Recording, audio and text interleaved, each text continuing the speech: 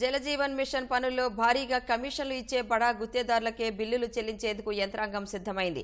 చిన్న గుత్తేదారులను గాలి కుదిలేసి దాదాపు 700 కోట్ల రూపాయల విలువైన బిల్లులను ఈ సంస్థలకు చెల్లించనుంది. కొత్త ప్రభుత్వం వచ్చేలోగా బిల్లులు చెల్లించి సొమ్ములు దండుకునేందుకు ఏర్పాట్లు చేస్తున్నారు.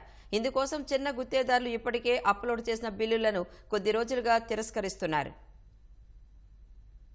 విజయవాడలో రాష్ట్ర ఆర్డబ్ల్యూఎస్ శానిటేషన్ గుత్తేదారులు అత్యవసర సమావేశం నిర్వహించారు. రాష్ట్ర ప్రభుత్వ తీరుకు నిరసనగా ప్రస్తుతం చేస్తున్న పనులు నిలిపెయ్యారని నిర్ణయించారు. గ్రామాల్లో ఇంటింటికి తాగునీటి కుళాయి కనెక్షన్లు జారీ చేసేలా కేంద్ర రాష్ట్ర ప్రభుత్వాలు సంయుక్తంగా 15,300 కోట్లతో చేపట్టిన జేజేఎం పనులు రాష్ట్రంలో 5 ఏళ్ల కిందట ప్రారంభమయ్యాయి.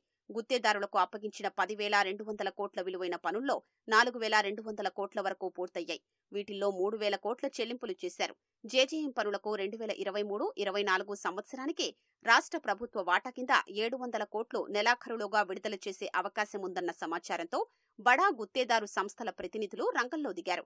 ప్రభుత్వ పెద్దల ద్వారా తమకు చెందిన పెండింగ్ బిల్లులే చెల్లించేలా ప్రణాళిక రూపొందించారు. ఇందుకు పంచాయతీరాజ్, గ్రామీణాభివృద్ధి శాఖ ఉన్నతాధికారులు సహకరిస్తున్నారు. పొడిగించిన ఒప్పంద సమయం దాటాక బిల్లులు పెట్టారన్న కారణంతో చిన్న గుత్తేదారులకు చెందిన బిల్లుల్ని ప్రస్తుతం తిరస్కరిస్తున్న గ్రామీణ తాగునీటి సరఫరా విభాగం ఇంజనీర్లు వీటిని గుత్తేదారులు అప్లోడ్ చేసినప్పుడు ఎందుకు మిన్నకుండిపోయారనేదే ప్రశ్న. బిల్లులు చెల్లించే దశలో వీటిని తిరస్కరించడంపై చిన్న గుత్తేదారుల్లో అనుమానాలు వ్యక్తమవుతున్నాయి. మొదట అప్లోడ్ చేసిన వాటికే తొలుత బిల్లులు చెల్లించే విధానం జేజేఎం పనుల విషయంలో అమల్లో ఉంది. ఆ ప్రకారం చూస్తే 4 నెలల క్రితం బిల్లులు అప్లోడ్ చేసిన చిన్న గుత్తేదారులకు మొదట బిల్లులు చెల్లించాలి. వీటిని తిరస్కరించడం ద్వారా బడా గుత్తేదారులకు పెండింగ్ బిల్లులు ఇవ్వాలన్నదే ప్రభుత్వ పెద్దల ఉద్దేశంగా కనిపిస్తుంది. లేబర్ ప్రాబ్లమ్స్, మెటీరియల్ ప్రాబ్లమ్స్ ఉన్నా కూడా చాలా వర్కులు కంప్లీట్ చేసి త్రాగునీరు అందించాం. ఈ మధ్యలో ఫండ్స్ ఆగిపోవడం వల్ల మా పరిస్థితి అగమ్య గోచరంగా తయారైంది. బ్యాంకులు ఎన్పీకి వెళ్ళిపోతున్నాయి, ఓడీలన్నీ కూడా. ఇప్పుడు మా పరిస్థితి ఏంటనేది కూడా మాకు అర్థం కాని పరిస్థితుల్లో కొట్టుమిట్టాడుతూ ఉన్నాము. జనవరి 4వ తారీఖు నాడు లాస్ట్ పేమెంట్ జరిగింది. ఇవాళ వరకు ఎవరికి ఎటువంటి పేమెంట్స్ జరగలేదు. దానికి తోడు ఇప్పుడు ఈ మధ్యన పేమెంట్స్ అవుట్ స్టాండింగ్ ఉన్నాయి, కనబడిపోతున్నాయి.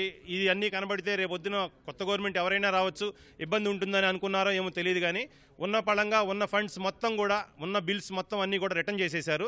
వితౌట్ ఎనీ ప్రియర్ నోటీసు అందరికీ రిటర్న్ చేసేశారండి. ఇప్పటి వరకు జరిగిన ఎలక్షన్లో ప్రతి ఎమ్మెల్యే వాళ్ళు ఊళ్ళోకి వెళ్ళాడంటే ధైర్యంగా మేము చేసిన కార్యక్రమాల వల్లే వాళ్ళు ధైర్యంగా వెళ్ళగలిగారు.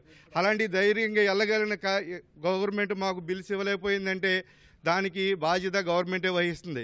కాబట్టి మాకు ఇమీడియట్లీగా మాకు ఫండ్స్ ఇవ్వాలి. మన దరిద్రం ఎందుకు కానీ మన రాష్ట్రంలో పథకానికి డబ్బులు ఇవ్వడం లేదు. దానివల్ల ఎంతో మంచి పథకము, ప్రతి గ్రామాల్లో, ప్రతి వీధిలో, ప్రతి సందులో నీళ్లు అందే పథకము, దీన్ని నిర్లక్ష్య చేయడం మంచిది కాదని కంప్లీట్ చేయాలని నేను విజ్ఞప్తి చేస్తున్నాను. పని చేసిన తర్వాత కూడా నెలలు రికార్డింగ్ లేకుండా నానా రకాల ఇబ్బందులు పెడుతున్నారు. గత 6 నెలలుగా ఎలక్షన్ డ్యూటీలని, ఎలక్షన్ ట్రైనింగ్ క్లాసులని మేము చేసిన వరకు కూడా రికార్డింగ్ చేయకుండా వచ్చిన బిల్లులను రిటర్న్ చేశారు. ఇది చాలా అన్యాయం, దుర్మార్గం. ఆస్తులు తాకట్టు పెట్టి బ్యాంకుల్లో అప్పులు చేసి పనులు చెల్లిస్తే చెల్లింపుల దశలో బిల్లులు తిరస్కరించడంపై చిన్న గుత్తేదారులు నిరసన వ్యక్తం చేశారు. బిల్లులు అప్లోడ్ చేసిన ప్రకారం చెల్లింపులు చెయ్యాలని గుత్తేదారులు డిమాండ్ చేశారు. 8 నెలలుగా బిల్లులు ఇవ్వకపోవడంతో సుమారు 800 కోట్ల రూపాయలు ఒక్క జలజీవన్ మిషన్ కిందే బకాయిలు నిలిచిపోయాయి.